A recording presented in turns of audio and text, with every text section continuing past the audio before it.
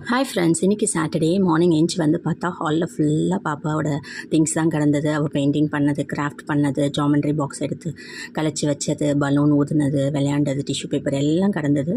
பெயிண்டெல்லாம் சிந்தி எல்லாத்தையுமே எடுத்துகிட்டு செக்ரிகேட் பண்ணிவிட்டு தொடச்சிட்டேன். சாப்பிட்ட பாத்திரம் எல்லாமே கிடந்தது. சின்ன வயசுலேருந்தே அவளோட திங்ஸ் எல்லாமே நம்ம அப்படி அப்படியே போட்டுருவா இல்லையா, எடுத்து என்ஜாய் பண்ணி தான் நான் ஒர்க் எப்போயுமே செய்வேன். டைம் இருக்கும் போது, இன்ட்ரெஸ்ட் இருக்கும் போது, ப்ளஸ் உடம்புல தெம்பு இருக்கும் போது தான் செய்வேன். நைட் அப்படியே விட்டாக்கணும், காலையில் எழுந்துச்சி தெம்பு இருக்கும் போது எல்லாத்தையுமே எடுத்து அந்த இடத்துல வச்சுருவேன்.